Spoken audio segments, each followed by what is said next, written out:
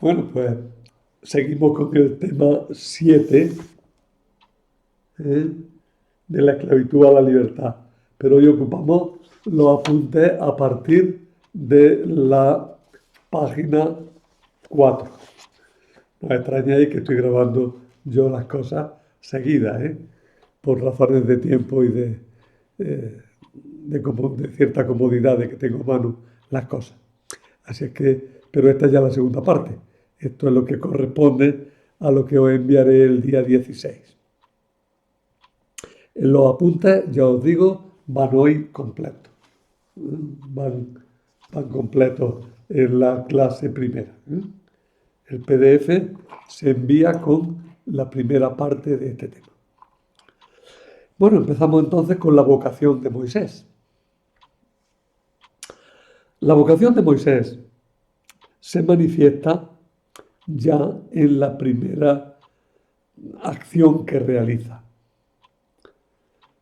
La Biblia nos la cuenta como una defensa de un compatriota hebreo. Está siendo maltratado y él entonces, para evitar ese maltrato, lucha contra el egipcio que lo está maltratando y mata al egipcio.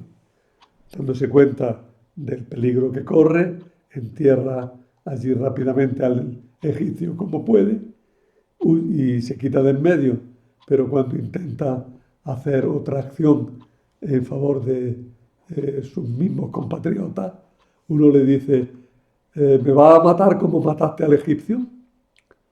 Y entonces Moisés se da cuenta que la cosa se sabe y huye para que el faraón no lo aprese.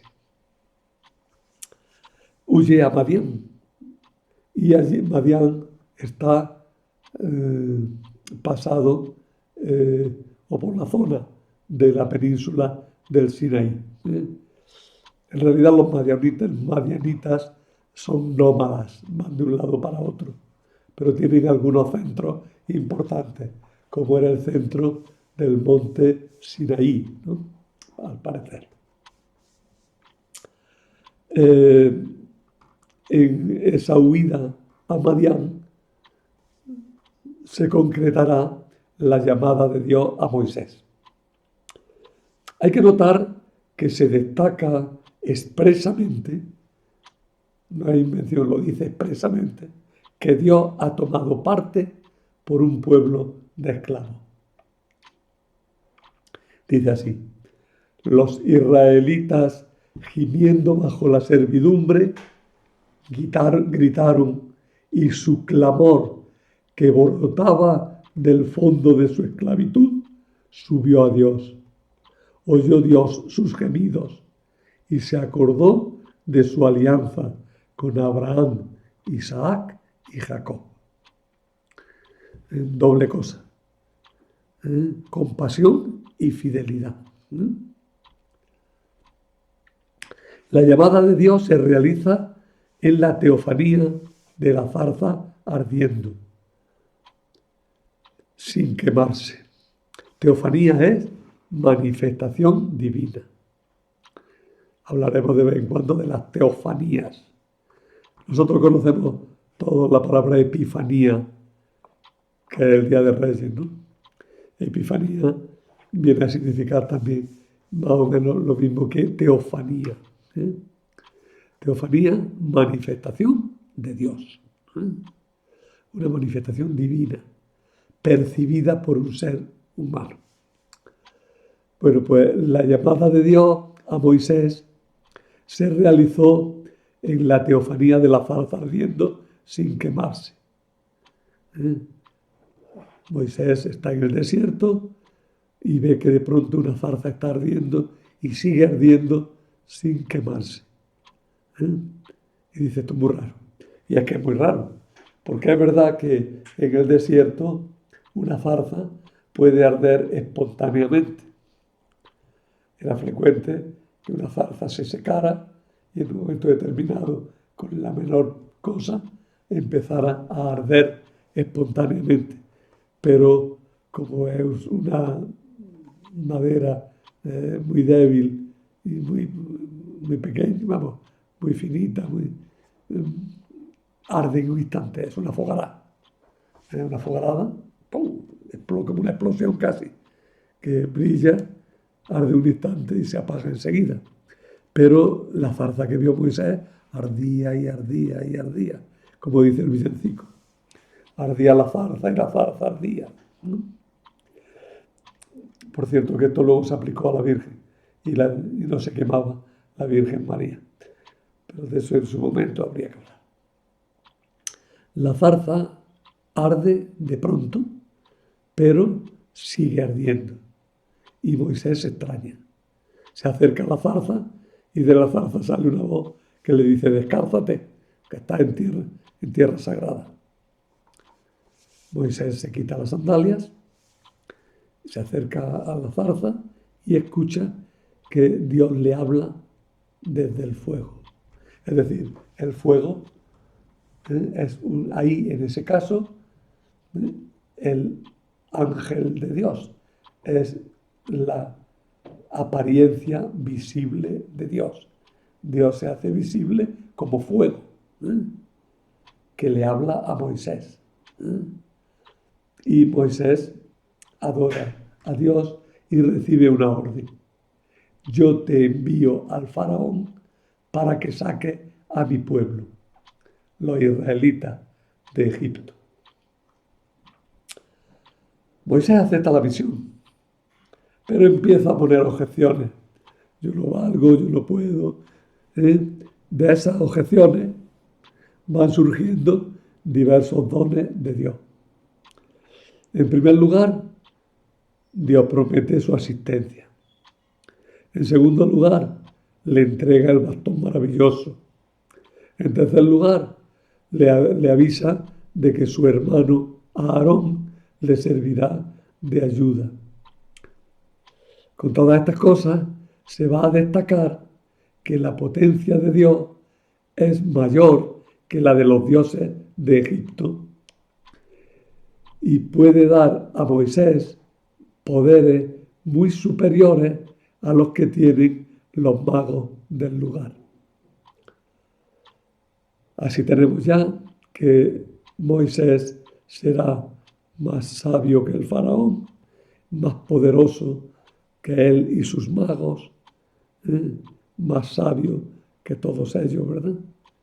Es fuerte y poderoso porque tiene el apoyo de Yahvé. Desde otro punto de vista, se señala que el sacerdocio representado en Aarón tiene que ser una permanente ayuda para el jefe del pueblo, representado en Moisés. Porque el jefe del pueblo no sabe hablar bien. Moisés dice: Señor, si soy tartaja, soy tartamudo, no puedo hablar bien. ¿Cómo que me elige a mí para ser el que vaya a hablarle al faraón? En cuanto empiece a hablar, la corte entera se va a reír de mí y no me van a hacer caso. Pero no, va a hablar en tu lugar a Aarón, que ese sí que habla bien. El jefe del pueblo no sabe hablar bien, pero el sacerdote sí que lo sabe. Y por eso el sacerdote, luego, posteriormente, en la historia de Israel, tendrá el cargo de explicar la ley. Aparece aquí el tema de la zarza que arde y no se consume, que ya lo he apuntado. Dios se ha manifestado en una zarza como fuego que arde y no destruye. Porque eso también es importante. Arde y no destruye. Para todos los antiguos, el entrar en contacto con Dios era destructor. Ver a Dios es morir. Dios es como un fuego que elimina todo lo que es débil, lo que no vale, lo que no está santificado previamente por Dios. Por eso a Dios le tienen miedo, pero aquí Dios aparece como un fuego que arde, pero no consume, no acaba, permanece. Es un fuego además que está siempre ardiendo, pero no destruye. es fuego purificador. Como el fuego purifica los metales, así Dios purifica al hombre. Fijaros, los metales, cómo se purificaban. Fue una experiencia fuerte para los antiguos. Coge un mineral, lo mete en un horno y el fuego separa el metal de lo que no vale. Por tanto, el fuego es purificador. Deja lo que vale de verdad. En el horno metalúrgico, por un canalito, va saliendo el metal licuado, que cuando ya se solidifica, ya es metal normal, porque está dispuesto para ser usado. Mientras que el resto del mineral, la piedra que no valía, queda para ser tirada. El fuego ha realizado un juicio. Bueno, pues esa experiencia hace que se conciba a Dios como fuego purificador, que deja lo que vale y elimina lo que no vale. Dios purifica al hombre haciendo que en él quede solo lo auténticamente humano. Como el fuego espiritualiza las cosas, haciéndolas humo que sube, así el hombre, al contacto con el fuego divino, se capacita para entrar en contacto con él. El fuego es uno de los signos constantes de Dios en la Sagrada Escritura. Hasta Pentecostés, ¿recordáis luego?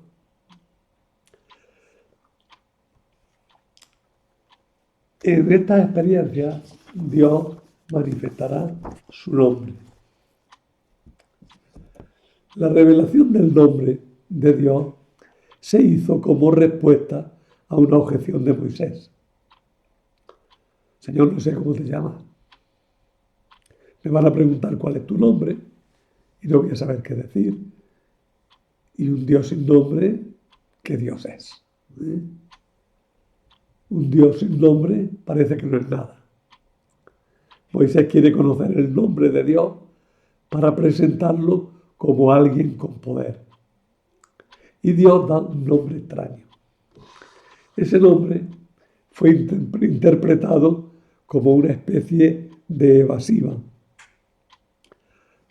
Yo soy el que seré. O mejor todavía, yo soy el que hago ser. Pero entendido no en un sentido metafísico, sino práctico. Yo soy el que realizaré las cosas. Quizá apretando podríamos llegar a me conoceréis mi nombre, conoceréis mi realidad por lo que haga. Dios se manifiesta en lo que hace, no en lo abstracto de un nombre. Sin embargo, el nombre nos va a recordar siempre esta realidad profunda de Dios, que Dios es el que realiza. ¿Y qué es lo que realiza? La salvación. Me conoceréis por lo que haga. Así, de esta manera el nombre divino revela a Dios, pero a la par mantiene la profunda trascendencia e incognoscibilidad de Dios. Dios le dice a Moisés que no tenga miedo, que él se mostrará poderoso en sus acciones a favor de su pueblo, pero que de alguna manera Dios no revela plenamente su nombre, porque su nombre es trascendente. En el Nuevo Testamento, la revelación del nombre de Dios en Jesucristo dará un paso adelante y Dios se manifestará como Padre, dador de vida, acogedor y salvador, creador de comunidad, pero a la par sigue intrascendente e inmanejable. Por eso Jesús nos enseñará a rezar diciendo a Dios, Padre nuestro que estás en el cielo. Padre nuestro, cercanía. Que está en el cielo, trascendencia. Padre nuestro, dador de vida, creador de comunidad, acogedor, salvador. El nombre verdadero y definitivo de Dios no es el del Antiguo Testamento, sino el de Padre. Sin embargo, fijaros que al nombre de Dios le mantendremos, en el Antiguo Testamento, le mantendremos siempre un gran respeto. De hecho, los judíos no lo pronuncian nunca. Lo sustituyen siempre por la palabra el nombre o también mi Señor. Y por eso San Jerónimo, bueno, ya la Biblia de los 70 no puso nunca la palabra Yahvé, ni San Jerónimo tampoco, ambos la Vulgata. Ambos la sustituyeron por Señor. También nuestros leccionarios, la Biblia que leemos en la misa y en los sacramentos, y la misma Biblia de la Conferencia Episcopal Española entera no pone el nombre de Yahvé más que cuando es estrictamente necesario para eliminar alguna ambigüedad. Siempre en vez de Yahvé se pone el Señor. Y también es costumbre entre los cristianos en general, y como así lo ha sido, cuando aparece la palabra, tengo que decirla aquí, la palabra Yahvé en la Biblia, se la ha sustituido siempre por el Señor. Y así quizás fuera bueno que debiéramos continuar nosotros. Cuando leamos en público, cuando aparezca el nombre divino, digamos el Señor. No cuesta ningún trabajo sabiéndolo. Donde pone el nombre divino, nosotros decimos el Señor, como hacemos en misa. Solo que en misa ya viene escrito. Y muchas veces cuando nosotros leemos la Biblia en público con otras Biblias que no sea esta de la Biblia de la Conferencia Episcopal Española o alguna otra, pues cuando pone el nombre divino debemos de leer el Señor. Hacerlo así, hombre, por favor, que es la costumbre cristiana de siempre. Una cuestión. ¿Se dice Yahvé o se dice Jehová? O Jehová, como dirán los testigos. Mira, quiero que veáis la palabra. Escrita con letras más antiguas, está debajo. Y con las letras actuales hebreas, está encima. Se lee de derecha a izquierda. Y, H, W, H. Esas son las 4 letras. Y, H, W, H. Pero H sonora, Entonces, ¿qué tenemos que leer? Yahvé o Jehová. Vamos a explicarlo. El hebreo se escribe sin vocales. Y eso pues, se la arreglan muy bien. No sufráis. Pero los autores de la Biblia los que conservaron, los copistas de la Biblia, para que se conservara bien el sonido, crearon una vocalización y pusieron unos puntos en las letras para que sirvieran de vocales. El nombre de Dios en el Éxodo aparece con esas 4 letras que os he dicho. Y, H, W, H. Y esta forma, según la lingüística hebrea y otras razones más, se debe de leer Yahvé, o mejor pronunciado, Yahweh, por las siguientes razones. La forma gramatical de la palabra es un causativo del verbo hayá. Probablemente no te hayas enterado de nada, pero es una forma verbal bien conocida. ¿Mm? Y esa forma verbal hay que leerla Yahvé.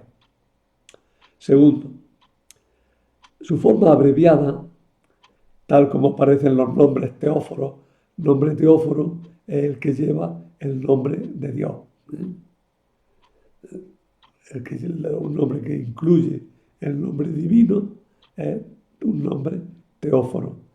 Así Isaías, Jeremías, Ezequías, veis que todos acaban en Ias. En hebreo es Yahú. Y Yahú es la forma hebrea abreviada de Yahweh. Y si se pone delante, se abrevia todavía más y queda en Yo. Tenéis Yoquebe, Josías, Jonás, Jonatán, etc. Jonatán, acabado con acento en la A. Jonathan es inglés. En hebreo es Jonatán.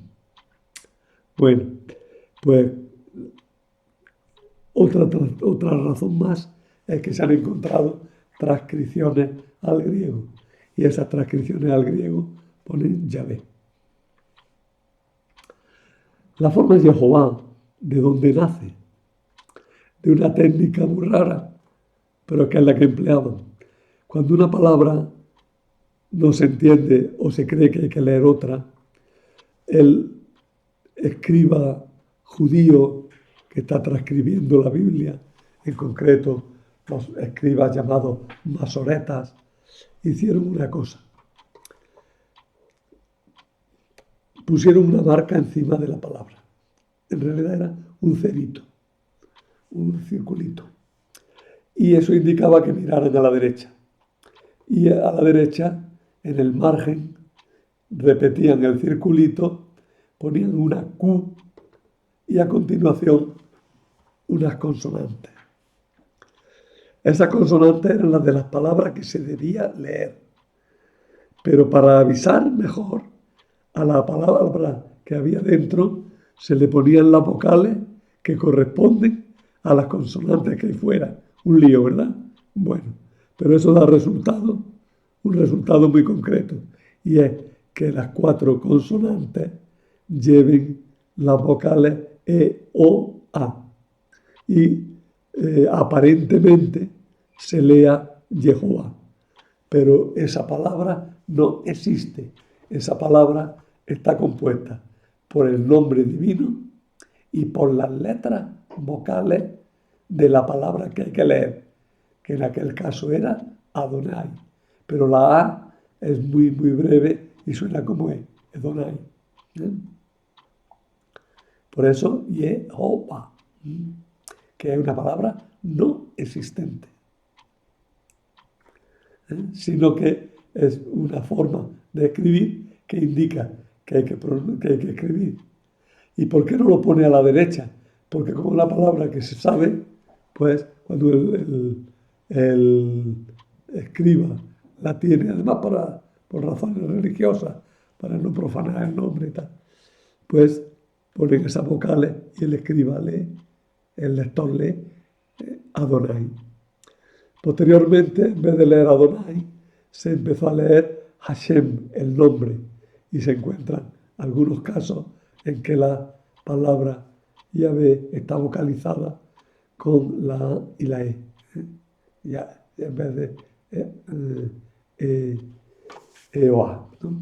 En resumidas cuentas, para que terminemos, y insisto, no existe la palabra Jehová. Es una forma de indicar que hay que leer Adonai, porque el nombre de Yahvé ha de ser evitado en la pronunciación. Espero que me hayáis entendido.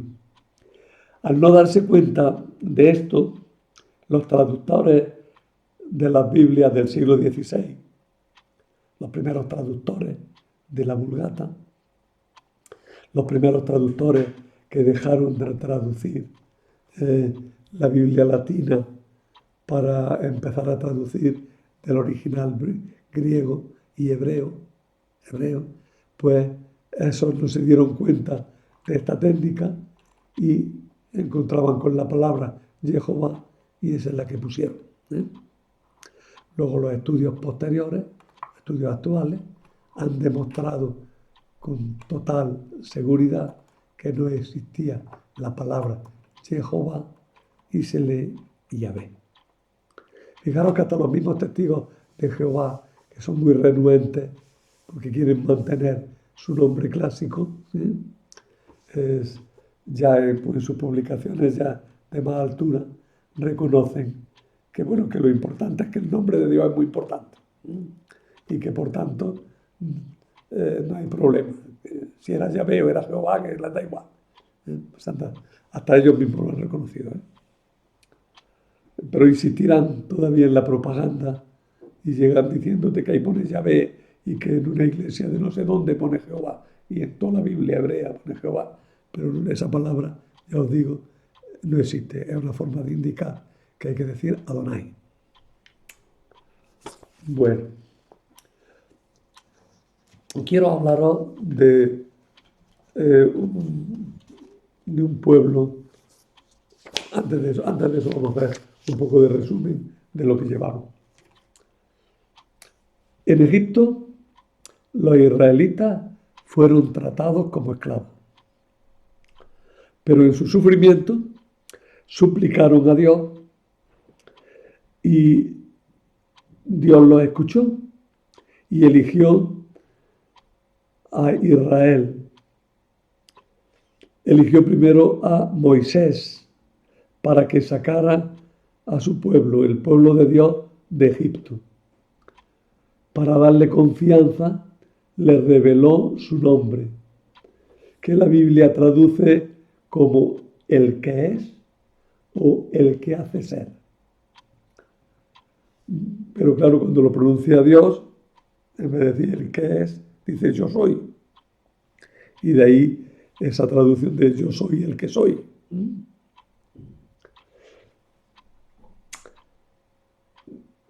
Que no se nota en nuestra Biblia de la Conferencia Episcopal, porque es un lío a la hora de verlo. Está en el capítulo 3 del Éxodo. Pero tened en cuenta que cuando Dios se le manifiesta a Moisés, le dice, yo soy el que soy, yo soy el que seré, el que se manifestará por lo que haga.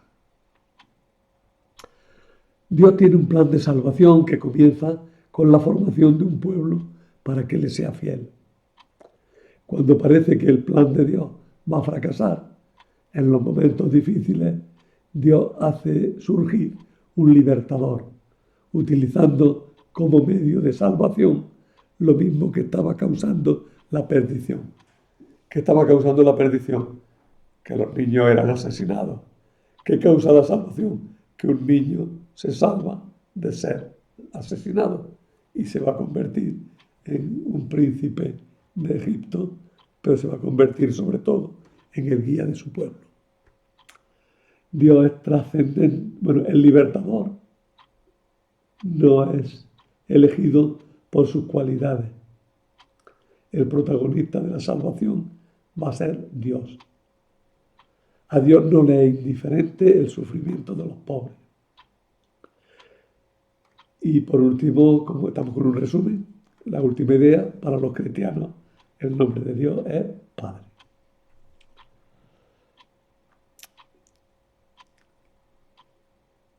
Ahí os pongo en los apuntes un recuadro sobre los Ixos y los Abirú, lo resumo muy brevemente. Los Ixos son un pueblo que invadió Egipto. Algún tiempo se los identificó con los hebreos. No es así. Es probable que entre las hordas que formaban el pueblo de los Ixos fueran muchos Japirú, que son también, Japirú es hebreo, y por eso los hebreos iban con los Japirú y luego los Japirú iban con los Ixos y todos estos pueblos fueron finalmente expulsados de Egipto y por eso los historiadores primeros confundieron todos estos términos. Como resumen, había una gente que se llamaban los Japirú, que eran mercenarios, que eran nómadas, que se vendían al mejor postor, que a veces extorsionaban a la gente que iba por el desierto, que a veces actuaban, ya digo, como partes de otros ejércitos.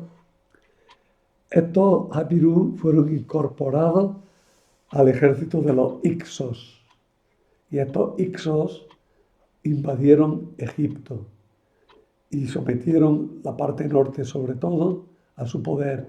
Pusieron la capital en Avaris. Al final de la época de los Hicsos, los egipcios los expulsaron del país. Y por eso muchos confundieron a los Hicsos, a los Hapirú, con los judíos, con los israelitas. Pero veis que son conceptos diversos. También quiero decir algo de Aarón. He hablado de Moisés. ¿Quién es Aarón? Aarón es presentado como hermano mayor de Moisés y de otro personaje llamado María. Fue elegido para ser el portavoz de Moisés y para ser sumo sacerdote y padre de la casta sacerdotal de Israel. Hay que notar, sin embargo, que no todos los textos que hablan de él le son favorables, ya que en Éxodo 32 se le presenta como el que fabricó el becerro de oro. También se habla de su rebelión junto con María contra Moisés. Eclesiástico, el elogio de los padres, hace su elogio fijándose solo en la gloria de su sacerdocio. Se nos dice que murió en el monte Hor. Quiero destacar también que, aunque interviene en la rebelión junto con María y fabrica el becerro de oro, a él personalmente no se le castiga. Indica un respeto hacia el sacerdocio que los autores bíblicos aún mantienen. El otro personaje del que quería hablar, el recuadro está más adentro, y es María, Miriam. Miriam o María es la hermana de Moisés y Aarón. No aparece en la genealogía de Moisés, pero eso no significa mucho, pues es mujer. Y las mujeres solo aparecen muy ocasionalmente en la genealogía. Sí aparece en la genealogía que encontramos en Números 26-29. Pero ahí mismo la introducción del nombre de María es bastante forzado. Luego aparece también en la cronología de Primero Crónica 5:29. En Éxodo 2, al principio, cuando se descubre a Moisés, en Éxodo 2, 4, 7 y 8, aparece una hermana de Moisés vigilando a ver qué le pasa al niño y hablando con la hija del faraón. Pero a esta hermana de Moisés no se le da nombre. Sin embargo, en la tradición sí se la ha identificado con María, porque la tradición tiende a solucionar lo que se desconoce y a ahorrar personajes y lugares.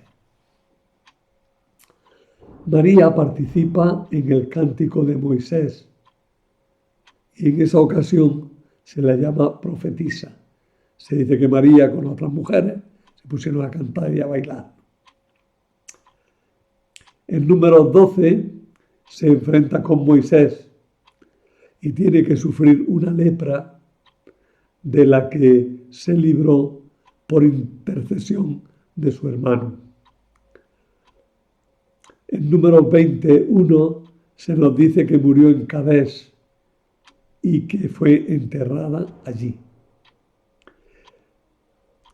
En Miqueas, el profeta Miqueas la considera, junto con Moisés y Aarón, como formando parte de los libertadores de Israel. Bien, detrás de las pequeñas noticias que nos han llegado sobre Miriam o María, tenía que haber algunas realidades muy concretas, sociológicas e históricas que desconocemos por completo. Esta figura, en algunos aspectos, y solo en algunos aspectos, se ha hecho figura de la Virgen María, que en recuerdo de la hermana de Moisés había recibido su nombre, como tantas otras mujeres de la época de Jesús. En la época de Jesús, como ahora, parece que todas las mujeres tenían que llamarse María. Pero allí en aquella época era en recuerdo de la hermana de Moisés. En nuestra época es en recuerdo de la madre de Jesús. Bueno, vamos a hablar ya, después de tanto proemio, algo de la salida. La verdad es que esto da para otra charla más, pero voy a intentar liquidarlo en esta charla, aunque sea con cierta rapidez, y tengáis que verlo después vosotros más despacito en los apuntes y en el texto bíblico. Cuando el faraón se negó a dejar salir a los israelitas de Egipto, Dios castigó a Egipto con 10 plagas. El agua se convierte en sangre, las ranas lo invaden todo, hay una plaga de mosquitos, una plaga de tábanos, se muere el ganado, todos se llenan de úlceras, cae una terrible granizada, viene la langosta, la tiniebla oculta la luz, mueren los primogénitos. A propósito, es muy bueno para la memoria, de verdad es muy bueno para la memoria aprenderse pequeñas listas. Esta lista os recomendaría que la aprendierais. La lista de las 10 plagas, ¿no? La sangre, los mosquitos, se me olvida. La sangre, las ranas, los mosquitos, los tábanos, la muerte del ganado, la úlcera, el granizo, la langosta, las tinieblas y la muerte de los primogénitos. Eso para que veáis que me lo aprendió. El faraón, Dios, no reconoció el nombre del Señor, pero Dios se manifiesta poderoso en sus obras, en favor de su pueblo. El poder del faraón y de sus magos es muy grande. Después de cada plaga se dice que los magos de Egipto hicieron lo mismo que había hecho Moisés. Pero, aunque su sabiduría es famosa en toda la tierra, al final el poder del Señor y su sabiduría se impone a la de los egipcios. Y la sabiduría de los egipcios se muestra como tinieblas. En el libro de la sabiduría 17.1 a 18.4 hay un excelente comentario incluido en la Biblia a esta plaga final de las tinieblas. Digo final porque es la inmediatamente anterior a la plaga de la muerte de los primogénitos. La salida de Egipto. El relato de la noche pascual es la cumbre de la primera parte del libro del Éxodo y es una de las grandes noches de la historia de la salvación, que preludia a la noche de la pasión y la noche de la resurrección del Señor. El relato se compone de las siguientes partes: anuncio de la 10ª plaga, institución de la fiesta de la Pascua, institución de la fiesta de los ácimos, normas para la primera fiesta de Pascua, la muerte de los primogénitos, la expulsión de los israelitas, la salida de Egipto que conlleva el despojo de los egipcios y la fiesta de los ácimos, la ley de Pascua y la salida de Egipto, y las leyes sobre los primogénitos y los panes ácimos. Es un bloque sólido de relatos que ocupa Éxodo 11, 12 y el 13 hasta el verso 16. Todo el conjunto legal se justifica y se hago gesto porque estoy diciéndole a un ayudante que entre. Sigo con el tema, perdonad los gestos, es que le estaba diciendo al ayudante que entrara. Todo el conjunto legal del Éxodo se justifica y se motiva por la acción liberadora de Dios. Las costumbres de Israel son respuestas a la actividad salvadora de Dios.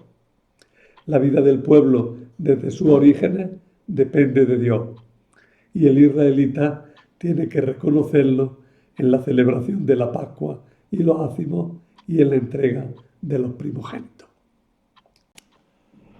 Veo con dolor que la parte de tema que me queda está para otra charla entera y quizá para alguna más. Como es un tema fundamental, no quiero correr en él. Así es que digo alguna cosita más y luego después haré una tercera charla. Así, de esta manera, este tema 7 se va a alargar mucho, va a ser un tema por lo menos en 3 partes. Espero que con la tercera parte ya haya bastante. Es que los apuntes me ocupan casi 5 folios, así es que es necesario cortar. No obstante, voy a decir algo que sí que lo quito ya de la última parte, y es la fecha del Éxodo. ¿Cuándo salieron los israelitas de Egipto? Lo tenéis en la última página. Los datos bíblicos muestran una tradición que situaría la salida de Egipto el año 480 antes de la fundación del templo de Salomón, o sea, hacia el año 1400 antes de Cristo.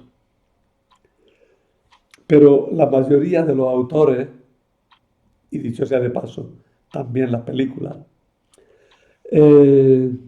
prefieren situar el acontecimiento mucho después, hacia el siglo XIII, bajo la dinastía 19 de Egipto, en la época del faraón Seti y Ramsés II. Seti sería el padre, Ramsés II sería el faraón del momento del Éxodo. Si os acordáis de la película Los 10 Mandamientos, el actor calvo, Jules Brindner, sería el que representa la figura de Ramsés II. Pero como de Ramsés II hay muy buenas imágenes y muy buenos cuadros por todos sitios, esta es una de ellas, es muy bonita además.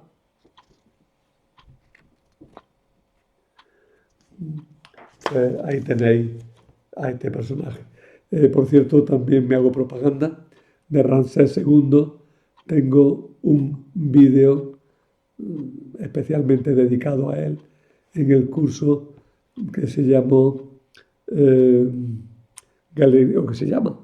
Galería de Personajes del Antiguo Testamento, o no, Galería de Personajes Orientales. GEO lo suelo abreviar, Galería Oriental. Si entráis en mi canal de vídeos, lo podéis encontrar. Y si puedo, luego en algún sitio, os daré también la referencia que habla de ese personaje, del vídeo que habla de ese personaje. Bueno, pues la mayoría de los personajes de los autores, perdón, estoy cansado ya, la mayoría de los autores pone la historia de la salida de Egipto en la época de Ramsés II. Apoya esta teoría la mención de las ciudades de Pitón y Pi-Ramsés. También la existencia de los reinos de Edom y Moab en la época del Éxodo nos impide remontarnos a épocas más antiguas que el siglo XIII antes de Cristo. No parece que se pueda precisar más con los datos que tenemos en la Biblia. Los datos que tenemos en la Biblia reflejan tradiciones que tienen buen encaje en la época de Ramsés II. Hablar de una época todavía más antigua, como hace la misma Biblia cuando intenta fecharlo, parece que no es muy exacto. Bien, bien. Y con eso, pues doy por terminada esta segunda parte un poco accidentada en su explicación del tema 7. Luego vendrá la tercera parte que ya voy a dictar de que pase un buen rato, porque ahora estoy ya bastante cansado. Y como esa será para dentro de 2 semanas, para el día 23, bueno, pues todavía queda margen para grabarla. Ya lo haremos. Nada más. Veis que le dedico mucho tiempo, dedicarle también vosotros un poco de tiempo a esta parte.